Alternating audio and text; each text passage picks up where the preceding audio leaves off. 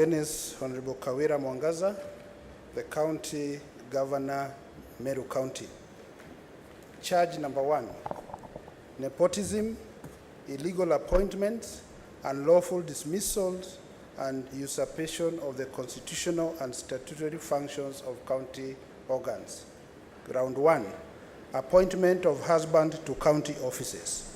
On or around 30th September 2022, the governor engaged in 1, gross misconduct, 2, grossly violated Articles 10, 232, 235, and 236 of the Constitution, 3, grossly violated Section 17 of the Public Officer Ethics Act, 4, grossly violated Sections 55, 59, 59A, 60, 62, 63, 64, and 65 of the County Governments Act.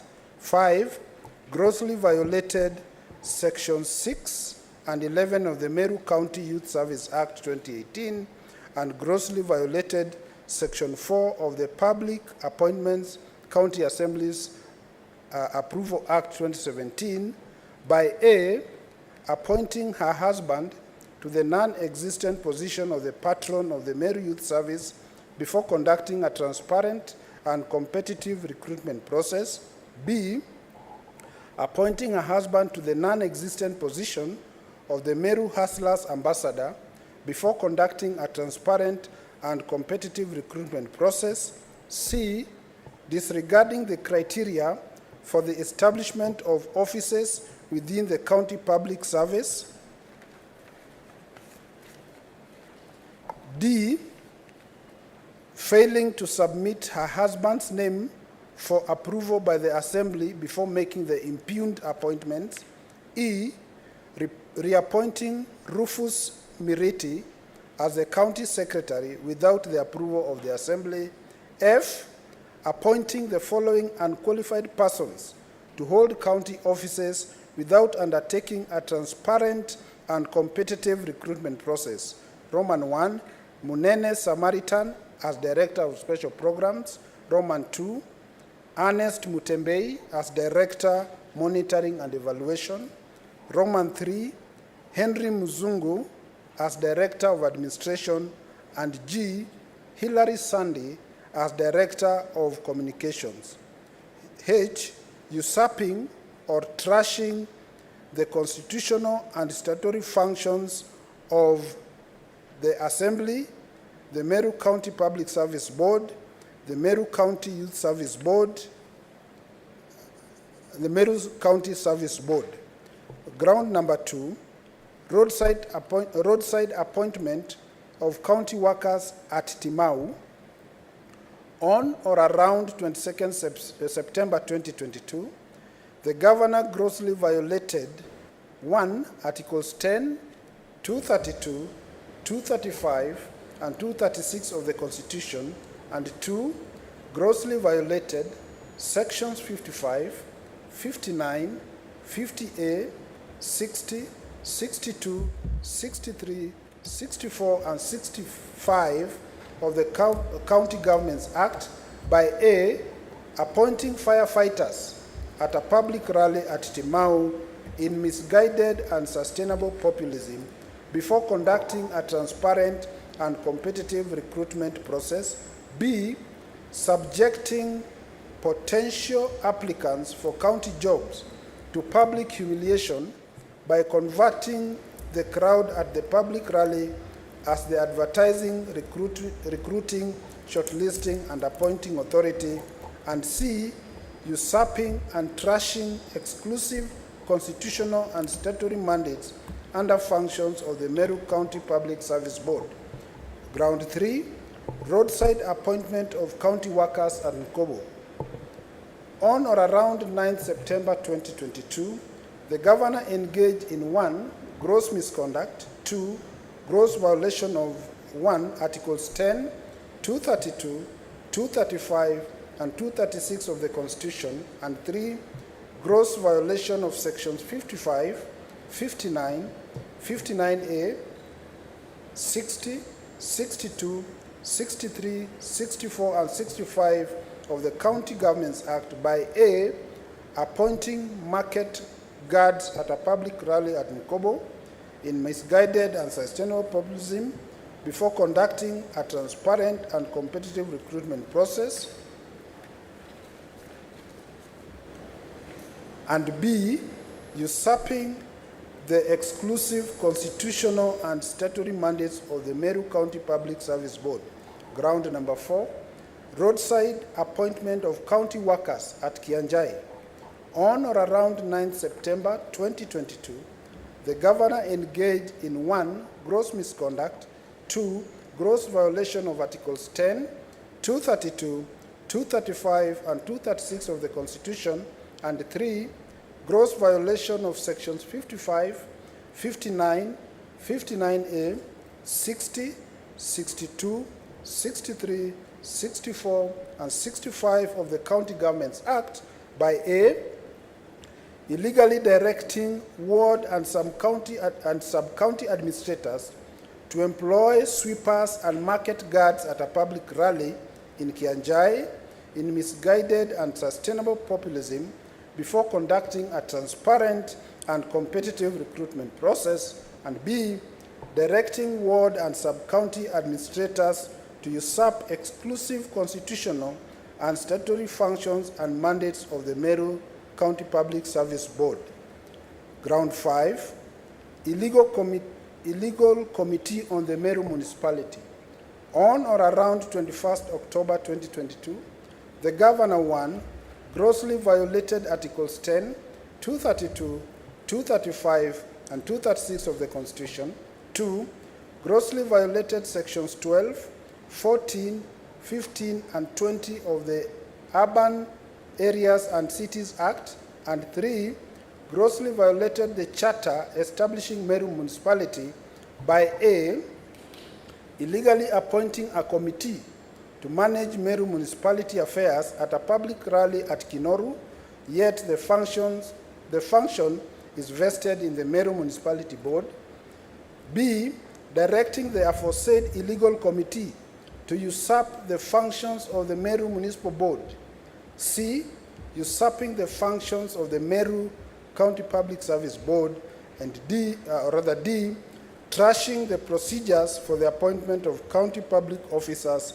And E, spewing hate speech against the G4S company. Honorable Governor, for first charge, you plead guilty or not guilty? Not guilty.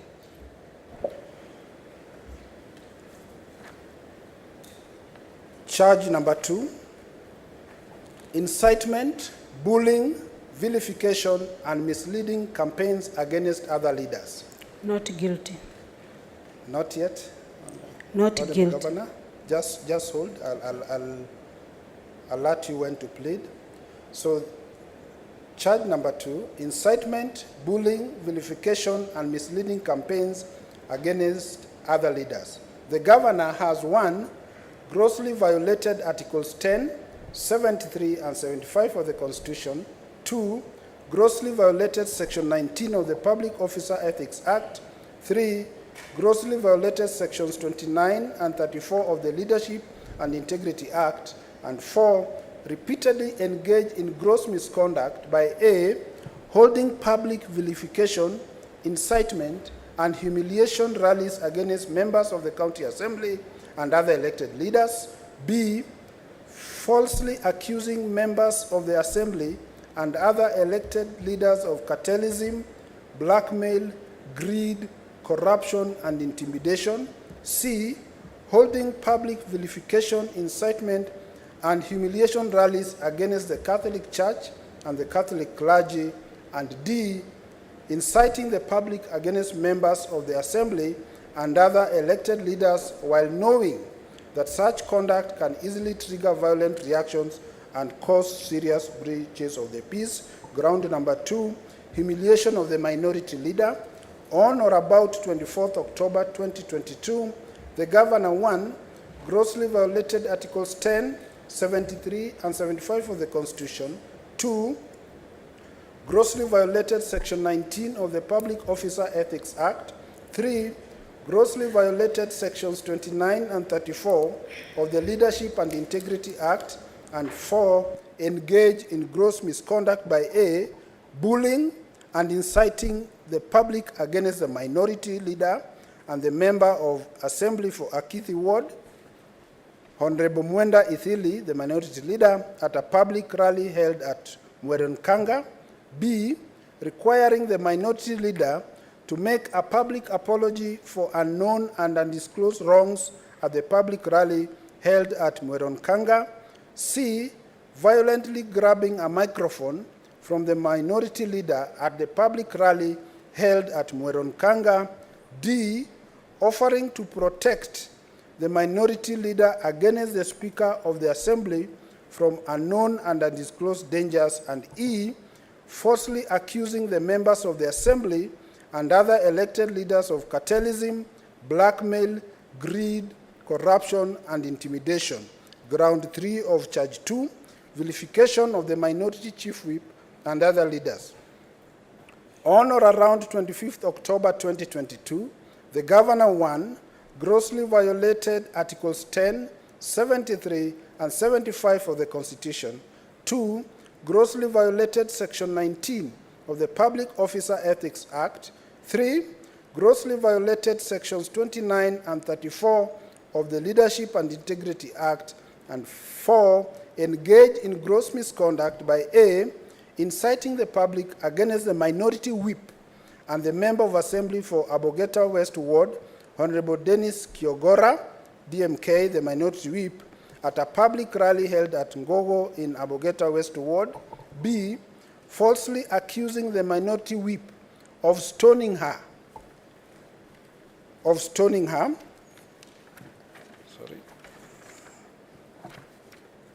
And C, falsely accusing the members of the Assembly and other elected leaders of cartelism, blackmail, greed, corruption, and intimidation.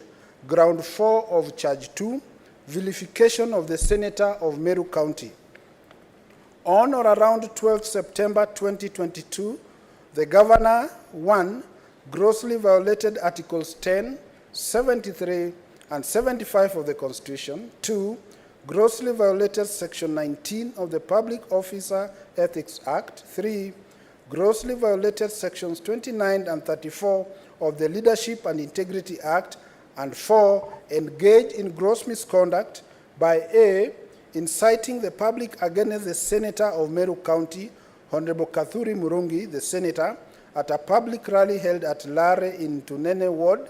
B, falsely accusing the Senator of demanding a share of county government appointments. C, falsely accusing the Senator of antagonizing and creating a wedge between the Governor and the President of the Republic of Kenya.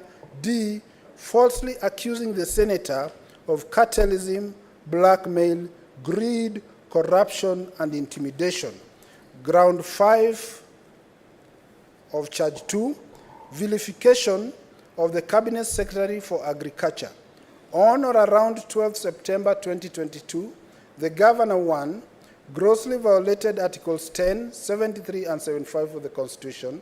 2, grossly violated Section 19 of the Public Officer Ethics Act. 3, grossly violated Sections 29 and 34 of the Leadership and Integrity Act. And 4, engaged in gross misconduct by A, bullying and inciting the public against the Cabinet Secretary for Agriculture, Honorable Franklin Mithika Linturi, the Cabinet Secretary, at a public rally held at Lare in Tunene Ward. B, falsely accusing the Cabinet Secretary of demanding a share of the county government appointments. C, falsely accusing the Cabinet Secretary of antagonizing and creating a wedge between the Governor and the President of the Republic of Kenya. And D, falsely accusing the Cabinet Secretary of cartelism, blackmail, greed, corruption, and intimidation. Ground 6 of Count 2, on or around the 9th November 2022, or rather vilification of the MP for Tigania East constituency. On or around the 9th November 2022, the governor and her husband, 1, grossly violated Articles 10, 73, and 75 of the Constitution. 2, grossly violated Section 19 of the Public Officer Ethics Act. 3, grossly violated Sections 29 and 34 of the Leadership and Integrity Act. And 4, engaged in gross misconduct by A, inciting the public against the Member of Parliament for Tigania East constituency, Honorable Mpuri Aburi, the MP for Tigania East, at a public rally held at Mbaranga in Karama Ward. B, falsely accusing the MP for Tigania East of demanding that the governor appoint the MP's wife as a county executive committee member. C, falsely accusing the MP for Tigania East of demanding that the governor pre-qualifies his 12 companies for the award of county tenders. D, falsely accusing the MP for Tigania East of presenting fake pending bills for payment by the county government.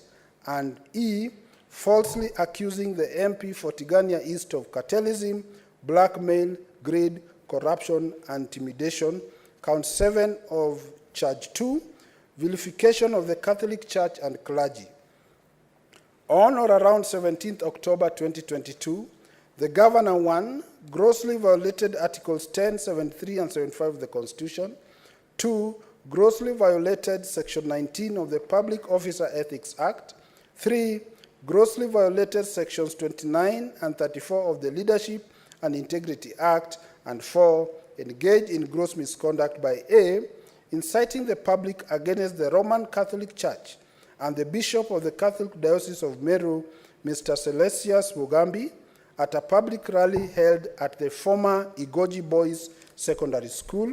B, falsely accusing the Catholic Church of grabbing public land. C, falsely accusing the Catholic Church of cartelism, blackmail, greed, corruption, and intimidation. D, conducting a mock public prayer to demean and humiliate the Catholic Church and Catholic clergy. And E, inciting the public against religious leaders while knowing that such conduct can easily trigger violent reactions and pose a serious breach of the peace. Honorable Governor, do you plead guilty or not guilty? Not guilty. Charge 3, forceful entry into the assembly precincts and mobilization of unlawful riots against members of the assembly. On or around 19th October 2022, the governor and her husband, 1, grossly violated Articles 10, 73, and 75 of the Constitution. 2, grossly violated Sections 5 and 7 of the County Assembly's Powers and Privileges Act 2017. And 3, engaged in gross misconduct by A, forcefully entering the precincts of the assembly. B, falsely accusing members of the assembly and other elected leaders of cartelism, blackmail, greed, corruption, and intimidation. C, organizing a violent demonstration against the members of the assembly at the assembly precincts. And D, addressing a riotous crowd at the precincts of the assembly. Honorable Governor, to that charge, do you plead guilty or not guilty? Not guilty. Charge 4, violation of the public finance management laws. On or around 6 September 2022, the governor, 1, grossly violated Articles 201 and 207(1) of the Constitution. 2, grossly violated Sections 159 of the Public Finance Management Act 2022. 3, grossly violated Sections 12 and 24 of the Public Officer Ethics Act. 4, grossly violated Sections 16 and 35 of the Leadership and Integrity Act. 5, engaged in gross abuse of office by A, directing the Meru Teaching and Referral Hospital to spend all revenue at source, whereas all monies raised or received by or on behalf of the county should be paid into the County Revenue Fund. B, issuing waivers on fees at the Meru Teaching and Referral Hospital, whereas the County Executive Committee member for Finance is the only person legally empowered to grant such waivers, and C, directing county government officers to participate in furthering and advancing the interests of Baite TV, a media station owned by Mwangaza Advertising Limited, a private company owned by the governor through her close proxies and relatives. Honorable Governor, to that charge, do you plead guilty or not guilty? Not guilty. The last charge, misconduct relating to nomination of County Executive Committee members. On or around the 8th day of November 2022, the governor engaged in 1, gross misconduct, 2, grossly violated Articles 10, 73, and 75 of the Constitution, 3, grossly violated Section 10(1) of the Public Appointments, County Assemblies Approval Act 2017, and 4, grossly violated Sections 3, 4, 10, and 11 of the Meru County Retention Enhancement Fund Act 2016 by A, vilifying members of the Assembly for refusing to approve some County Executive Committee nominees at a public rally held at Kiangoi in Igoji West Ward. B, falsely accusing members of the Assembly of shortchanging Kasti Misheni and other nominees for the appointment to the CEC. C, illegally instructing Kasti Misheni to usurp the statutory functions of the Igoji West Ward Retention Enhancement Fund Committee by identifying the persons that would benefit from county bursary funds.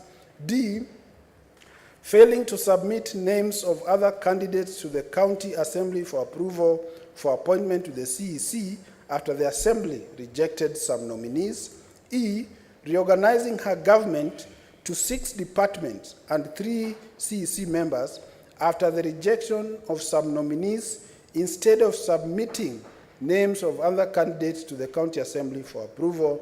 And F, swearing to appoint to her government and actively work with losers of the 2022 county elections instead of duly electing MCAs to star wrangles within the Assembly. Honorable Governor, do you plead guilty or not guilty? Not guilty. Chair and members, this is a verbatim recital of the charges as presented by the County Assembly. Thank you very much. Your Excellency, we thank you. You may now resume your seat. You be seated. Thank you very much. Honorable members, before we start listening to evidence, I would like us to do a bit of there might be preliminary issues that parties would wish to raise. This is the time.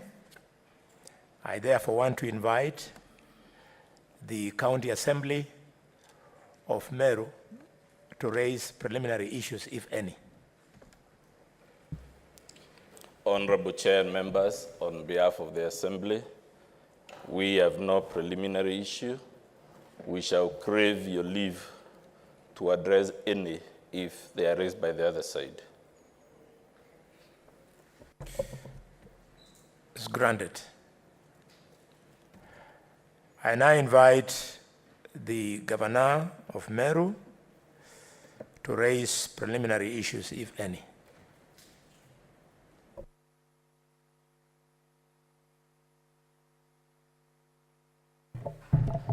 Thank you, Chairman. We have one preliminary issue by way of housekeeping. We were served with a motion of impeachment together with the witness statements. We discovered that some of the witness statements that were served on us at the Senate hearing were not part of the witness statements that featured before the County Assembly. It therefore became necessary, and to redeem time, we elected to, 1, file a supplementary affidavit, which we have already filed and served on our counterparts. They have not raised any objection to our filing. So that to bring into perspective the case of the governor of Meru County, the other issue we realized that in the bundle of the documents supporting the response of the governor, we had omitted 3 affidavits, which we have already supplied by way of the supplementary affidavit I've referred to. This is the supplementary affidavit sworn on 26th of December, 2022. It was sworn by one Harrison Gatombu.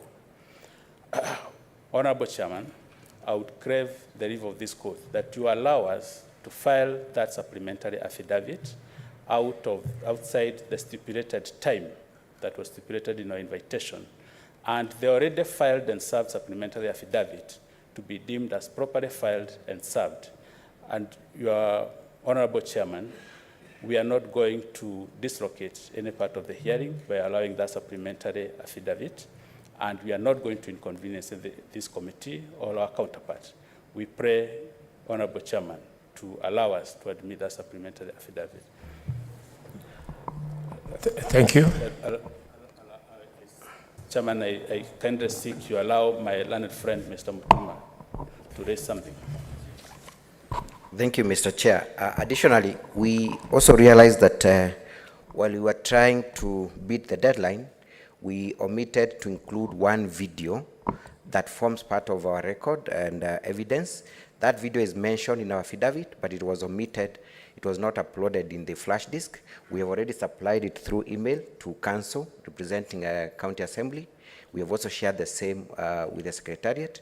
We beg that the same be admitted, and we are allowed to use the same. Thank you. Welcome.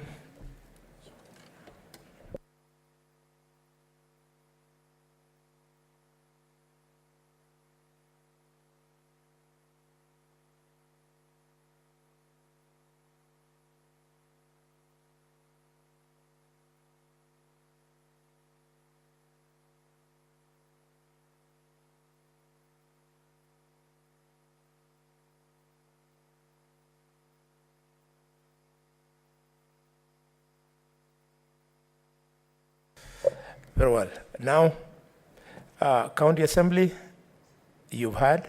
Do you have anything to say? Yes, Honorable Chair and Senators, we strenuously oppose that request because what they are trying to do is to bring evidence by way of ambush. The rules of this House are very clear. They were given an opportunity to file those documents. Why it is an ambush, Chair, they are asking you to allow them to put in 4 affidavits, 5 videos, and 3 exhibits. Why it is an ambush is we will spend the whole of today before you, and tomorrow is their day. When shall we have the time to study that additional material, and if necessary, file our response to it? So our ground number 1 for objection, Chair, is that it is an ambush. Number 2, ordinarily, because there is a quasi-judicial procedure, a party seeking to introduce new material must persuade you that the material in question could not, with due diligence, have been filed within the time given. And time permitting, I will show you why all the material they now seek to bring after the horse has bolted was material within their possession. It was material which, with due diligence, they would have brought in within the timelines. We are also telling you they have not been diligent because on the record before you, this additional material, together with the material they have already placed before you within the time, is material that ought to have been placed in the first instance before the county assembly. On the record, the governor was given 7 days to file a response before the county assembly. She did not avail herself of that opportunity. So that as we speak, Chair, even the material filed on time, we are seeing it for the first time when, under the rules, that material ought to have been placed before the county assembly. It was not. Number 4, we are hoping we will persuade you that even when you read the proposed new material on its face, there is nothing in it that would justify the request now being made. And our 5th objection is that this is part of the ploy, Chair, knowing how packed and time-bound these proceedings are, to eat into so much of today's time through preliminary issues, knowing very well, of course, that the time to be eaten is the one my team would normally use. Chair, why do we raise all these things? They tell you casually, they sent these things by email. What they don't tell you is that that email was sent at 5:24 p.m. yesterday. Yesterday was Boxing Day, but even if it were a working day, 5:24 p.m. As a matter of fact, Chair, we have only seen that email today morning while wrapping our bundles to come to today's session. And when we saw it, Chair, among the 5 things they're asking you to, one of the things we hope you'll note if you're familiar with the documents they hope to introduce, is that they are telling you in their proposed additional affidavit by Gatobu Mudhuri at paragraph 4, that these videos that they propose to introduce, they are videos they have edited. They tell you that in paragraph number 4, number 7, number 8, number 9, and number 10. He's telling you, I edited these videos by adding captions, and he's also admitting to you that the same captions he put are erroneous. That's why now he needs to put correct captions. The question, Chair, is, based on that deposition where the person requesting is already admitting to you in black and white that the reason they want to bring this new evidence is because they edited the videos they brought to you within time. So for that reason, Chair, we say that affidavit by Patrick Gatobu could not be admissible. There is another one by Harrison Gatobu. These are 2 Gatobus, Chair. It's a different person. One is Harrison, the other one is Patrick.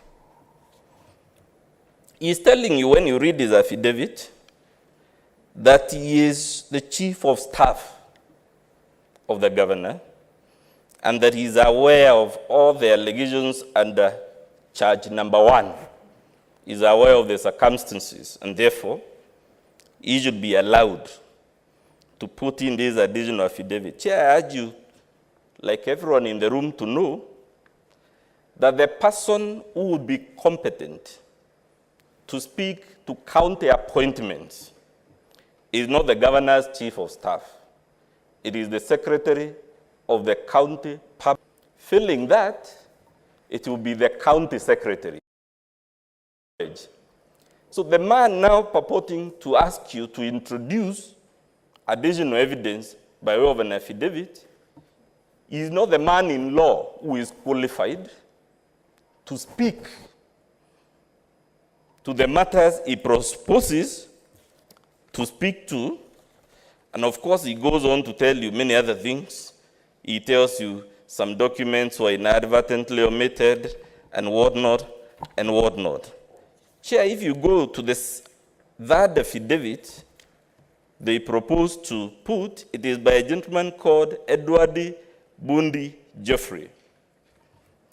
They are telling you the reason they want to put this document is because this gentleman put before you an affidavit that was not signed, an affidavit that was not commissioned by a commissioner for oaths, and because he forgot to do that, which is lack of due diligence, he's asking you, the committee should allow him.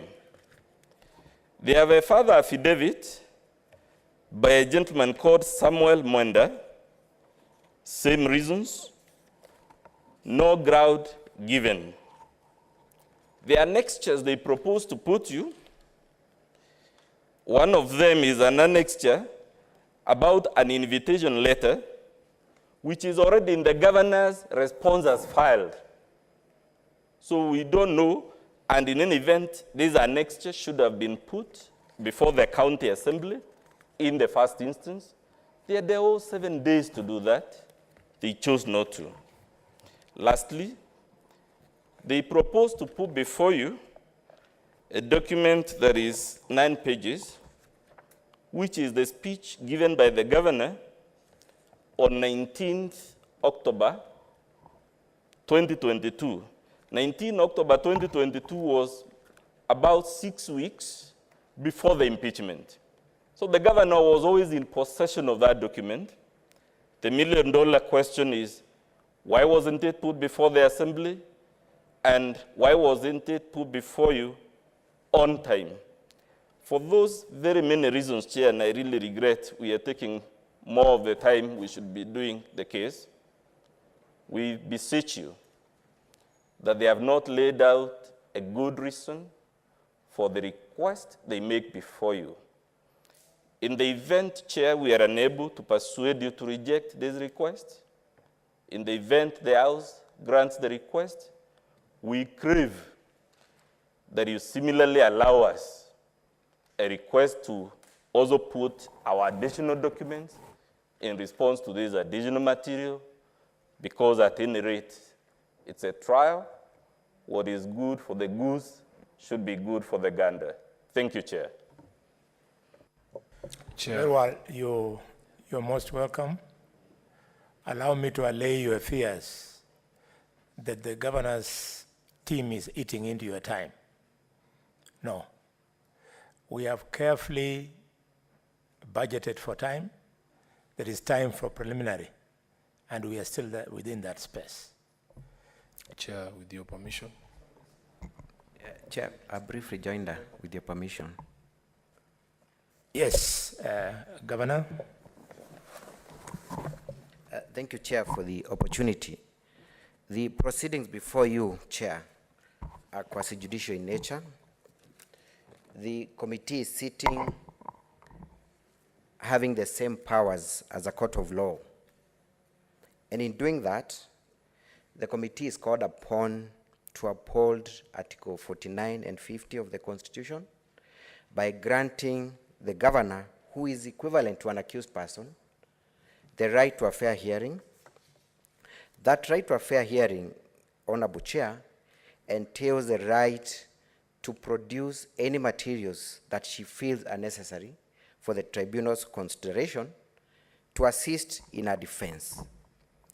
I do not know why the County Assembly is afraid of these materials being introduced, because they will assist in the tribunal reaching a fair hearing. It is only fair that all materials are presented before you. Honorable Chair, I have had an occasion to look at the standing orders and the rules governing these proceedings. Rule 20 bars the County Assembly from introducing any new material or evidence that was not previously relied upon during the impeachment proceedings at the County Assembly.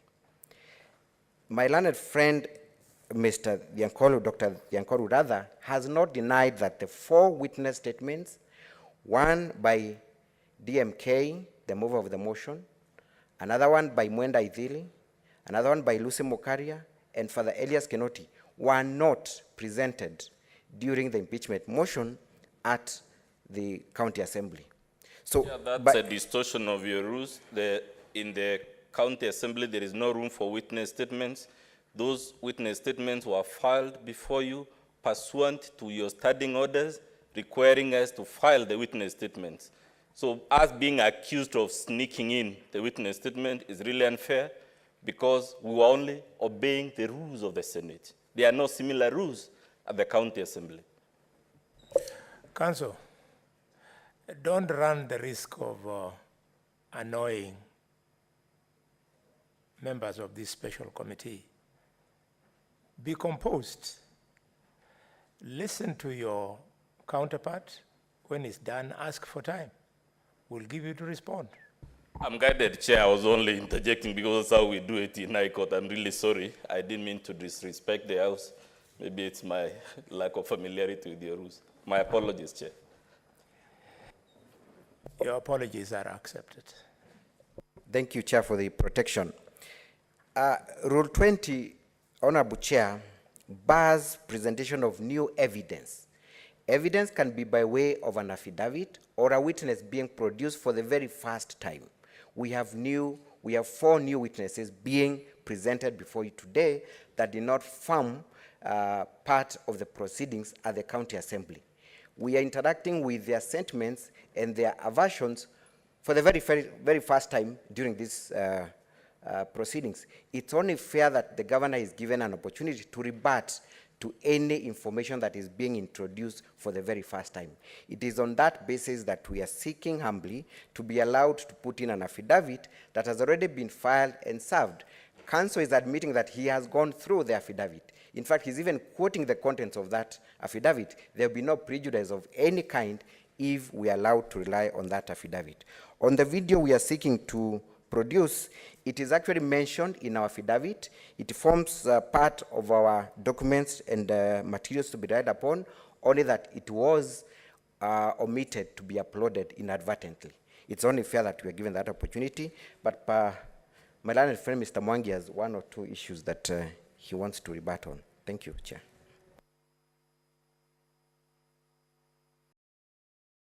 Chair, my learned friend has addressed all the issues, save to give comfort to the chair. The team for the County Assembly has clearly indicated they have gone through the evidentiary materials and they have found nothing in those materials. If there is nothing, then they should allow us to use the evidentiary materials that we have brought before this committee. Honorable Chair, aspersions have been cast on the merits of those affidavits. This is not the time. They wait for the hearing. The witnesses will be here for cross-examination. They will have their day, Your Honor.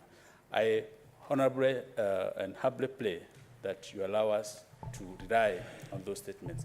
Mistakes are always made, and human is to error.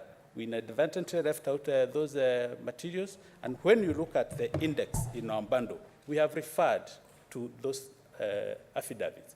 The fact that it was inadvertence, we should not be punished, Your Honor, for being human. We pray that you allow those affidavits. Thank you. So, Counsel for the County Assembly, while you were speaking the first time, senators were not listening to you because you had not been given the mic. Now this is the time for you to respond, finally. And as you do, we would be happy if you could tell us if you are aware of Rule 20. So, Chair, for your guidance, do you require me to repeat my entire objection as I had put it? No, Okay. just wrap up your issues. And we are keen to know whether you are aware of Rule 20. Yes, Chair, there is a Rule 20. The Assembly shall not introduce any new evidence. The question, Chair, is whether they have showed which is the new evidence that we have introduced. It is easy to allege it, that we have introduced new evidence. What they should have been doing in their application is to tell you the specific items of evidence that we have sneaked in that therefore warrants their request. They tell you the basis of their request, Chair, is because we filed witness statements and they now need to respond to the matters in those witness statements. They need to tell you, without merely alleging it, which statement introduces which new evidence. Because we are allowed by Rule 7 paragraph C, to file the witness statements. And as I said, the witness statements would not have been filed, but for the invitation we received from you requiring us specifically. So, Chair, they have to tell you, it's very easy to allege anything, but I would really be happy to hear from them. What is the specific item of new evidence? Because as far as we are concerned, we have not introduced even a shred of new evidence. It is easy to allege. Proving it is a different matter. And they can't get the request granted merely because they allege. They have to tell you in the witness statement of the father, in the witness statement of DMK, in the witness statement of Lucy and Mondaidili, the following matters, which were not before the assembly or which are not in the impeachment motion, have been sneaked in. And that puts me, Chair, then in a disadvantage because I'm being asked to respond to a blanket accusation of sneaking new material without being told which is the new material. And there is no material attached to any of those witness statements, so I don't know where the claim comes from. All our evidence is attached to the impeachment motion, which was before the assembly, and which they have always had. So which is this new other evidence? Unless they are saying the witness statement is the new evidence. Clearly that cannot be correct. Chair, we still urge you to decline this request. In the event you're unable to decline it, we equally request, then allow us to also put on record our rejoinder, because it's the minimum we can ask in the circumstances. But then I have to warn everyone, we're in a time-bound proceeding. When you give me that time, unless now it is tomorrow, and unless today we adjourn early enough to enable my team to properly comb through all these 5 affidavits and these other material and put in our supplementary affidavits. It's just not fair, Chair, especially given all these things ought to have been put before the assembly, and they were not, and no reason has been placed before you. Chair, Thank you very much. with your permission, Chair. Yes, Senator Sifuna, the Senator for Nairobi. Chairman, I think there's a very straightforward decision to be made by this committee. This additional material, the additional, the affidavits, the supplementary affidavit, a video that was left out, the request from the governor is whether the committee can allow these things to form part of the record. And I believe that if you are going to execute your mandate as this committee, you should be in possession or in view of every single piece of documentation that will help this committee to unravel this question. Mr. Chair, I want to refer you to, and my learned colleagues on the other side, to rule number 10, that in fact this committee may, at the request of the county assembly or even the governor, invite or summon any person, that is new evidence, to appear and give evidence before this committee. That is, any person includes people who have not even submitted any affidavits today. So if because I've had references to certain people here, if we want to serve on, for instance, I don't know if there's an affidavit by the governor's husband, it is within the purview of this committee to be able to summon. So I don't think that